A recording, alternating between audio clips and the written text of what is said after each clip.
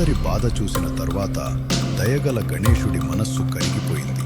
అప్పుడు గణేశుడు ఇలా అన్నాడు, నేను నా శాపాన్ని పూర్తిగా తొలగించలేను, కానీ అందులో కొన్ని మార్పులు చేయగలను.